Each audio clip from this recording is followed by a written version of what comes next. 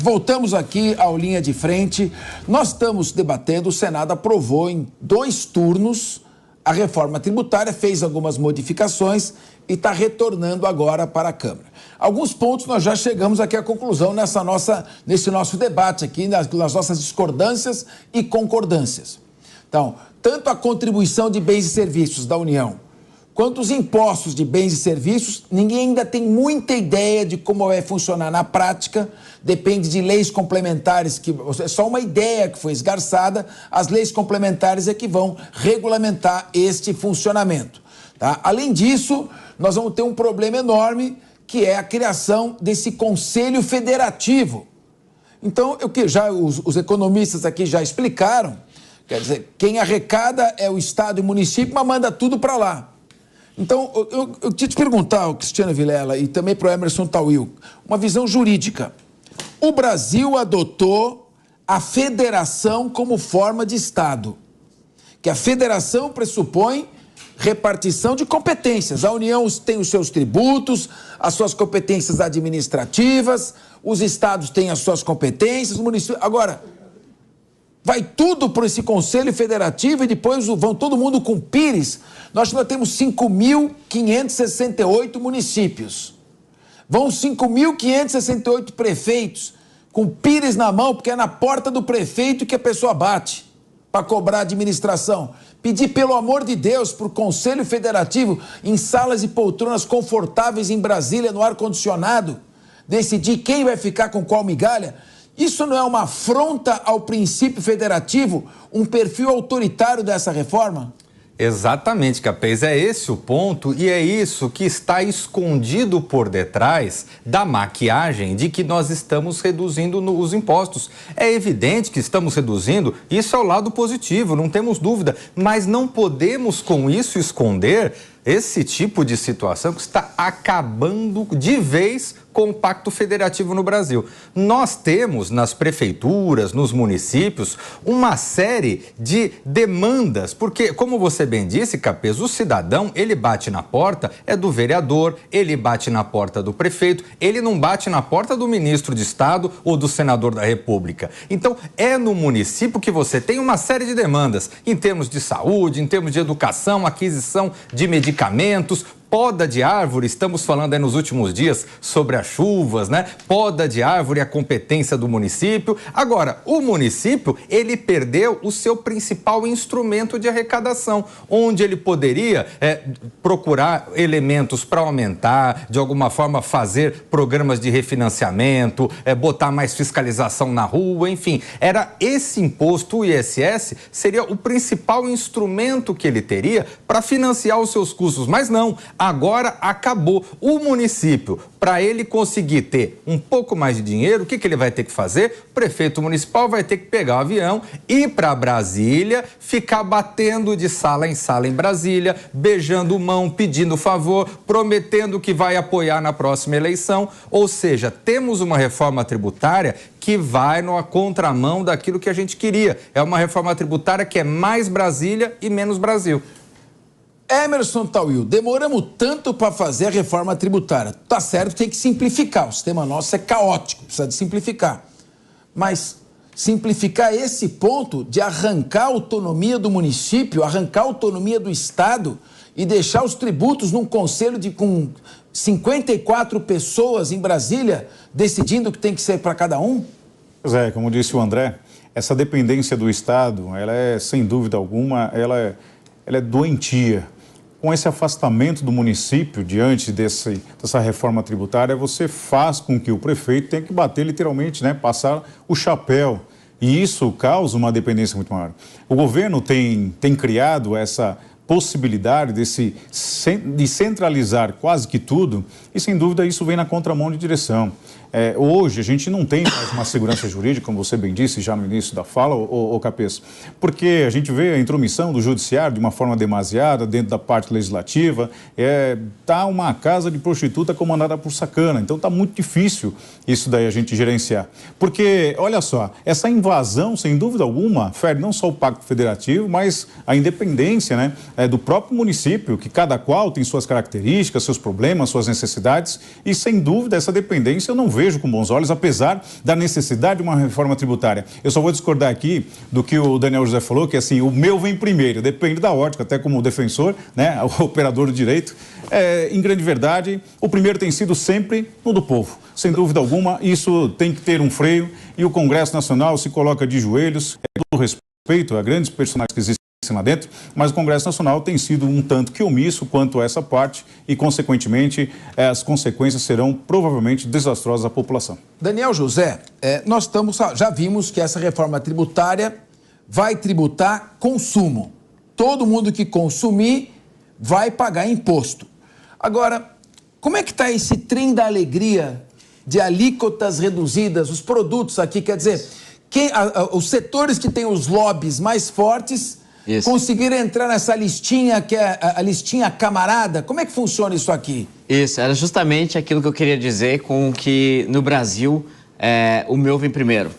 O Brasil é uma sociedade diferente das sociedades mais modernas, onde as pessoas, sobretudo, a gente tem uma elite, a elite industrial, a elite econômica, que vai buscar os benefícios dos seus setores específicos e não vai olhar o todo. Então, a gente tem no Brasil, todo mundo deveria ir para o aeroporto de Congonhas terça-feira de manhã e ver quem está embarcando para os voos para Brasília. Aí você vai ver um monte de gente com aquelas taxinhas assim de associações, de setores e tal. Todo mundo indo para Brasília fazer lobby para o seu setor. Tudo indo buscar benefícios para o seu setor. E isso é quase um traço cultural da nossa sociedade e que essa discussão, invariavelmente, vai entrar na pauta, e já está entrando, né? É só ver as emendas que foram feitas no Senado, dentro da discussão da reforma tributária. Então, essa é a realidade do Brasil. É claro que faz sentido, até um determinado momento, você ter alíquotas diferentes para produtos diferentes. Então, por exemplo, quando você tem produtos que fazem mal para a saúde, que têm efeitos negativos na sociedade, que é o que na economia a gente chama de externalidade negativa, então cigarro, esse tipo de coisa, faz sentido você ter alíquotas maiores para eles. Agora, se por um outro lado também, produtos que são, melhores para o meio ambiente, então, por exemplo, carro elétrico e tudo mais, faz sentido você ter alíquotas menores para incentivar esse tipo de consumo que traz um efeito positivo sobre a sociedade. Então, até um certo ponto isso faz sentido. Agora, não faz mais sentido quando a pessoa quer fazer lobby e buscar benefício exclusivo para o seu setor por um motivo que ele está naquele setor e pronto, acabou. Então, isso é muito como funciona, infelizmente. E muito do debate, aí terminando, eu acho muito engraçado e muito triste que a gente tem a nossa oposição no Congresso Nacional não enxerga que muito da discussão está no tamanho da alíquota. E o tamanho da alíquota não é uma discussão de reforma tributária, é uma discussão de reforma administrativa, é uma discussão de redução de despesas. A gente estava aqui no intervalo discutindo isso, quebrando pau, inclusive, assim, com opiniões diferentes, porque se você não, de alguma maneira, endereçar a redução de custos e um maior ajuste das despesas do governo para que tenha mais investimento, para que tenha mais serviços na ponta, sobretudo para quem mais precisa, mas que tenha menos burocracia, menos privilégios, a gente nunca vai ter, de fato, um país moderno. Então, esse é o caminho. Agora, a oposição tem que forçar o governo a reduzir despesa, porque o PT não gosta de parar de gastar. Muito bem. Professor André Galhardo, o senhor é um homem experiente nessa área tributária. O governo não vai parar de gastar.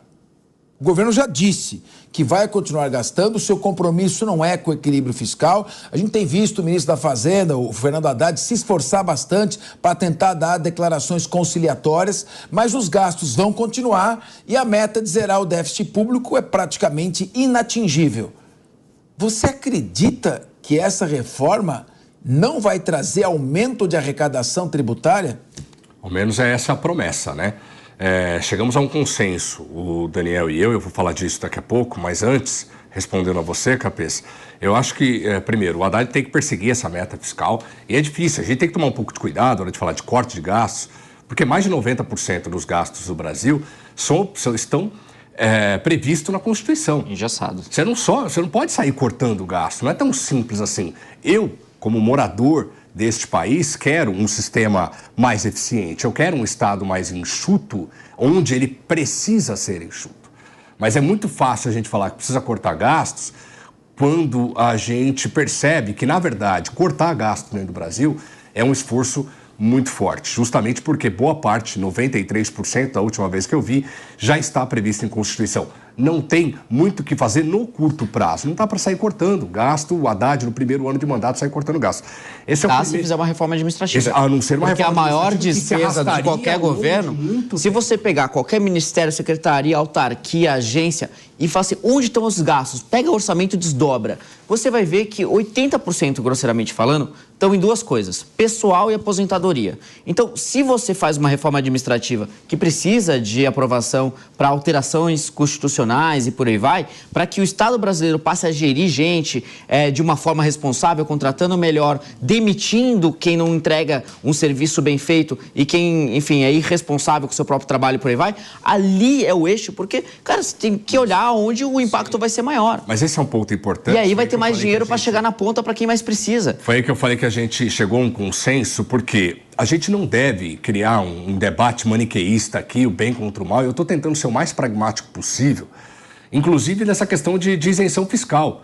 Né? O Capês falou, e como foram muitas as isenções, etc., virou o trem da alegria. Eu concordo com você, Daniel, quando você fala sobre algumas necessidades. O tabaco, a bebida alcoólica, tem produtos que geram mal à sociedade e a gente precisa de uma tarifa seletiva. Enquanto, ao mesmo tempo, a gente tem o etanol brasileiro, você falou de carro elétrico, eu vou além, o etanol de segunda geração, a gente tem muita coisa que precisa ser beneficiada. Vou fazer um lembrete aqui. Muita gente fala que o setor de petróleo e gás norte-americano não tem empresa estatal como tem na do Brasil, uma empresa mista como a Petrobras. Agora, dá uma olhada, desdobra os dados e veja o volume, os trilhões de dólares que o governo americano despeja sobre esse setor, de tal modo a fazer com que os Estados Unidos se tornasse, nos últimos 10 anos, o maior produtor de petróleo do mundo. Então, a gente precisa de alguns incentivos, sim, e é importante, nesse debate, a gente acompanhar. Tá. Até onde a gente pode chegar, até onde traz benefício e o que de fato a gente pode descartar. Bom, André, só que você tem que considerar o seguinte, né? Os Estados Unidos financia o déficit dele com a desgraça do mundo. Ele imprime dólar, inunda o mundo de dólar, joga exporta a inflação. Então ele pode fazer esse investimento. Nós não. Não, e a gente não está fazendo. O Brasil está dolarizado. Dizendo que é o seguinte. Isso, a gente não está falando também tanto dos Estados Unidos. Setores produtivos e competitivos, a gente não pode esquecer que para ser competitivo, muitas vezes a gente precisa da mão do Estado. Esse é o ponto. Jamais compararia o Brasil com os Estados Unidos, assim como não comparo com a Argentina e com a Turquia. Não, para o Brasil ser mais só um ponto. Para o Brasil ser mais competitivo, o Estado tem que sair da frente. Essa é a coisa mais importante. É o Estado parar de atrapalhar. Gente, acho que deu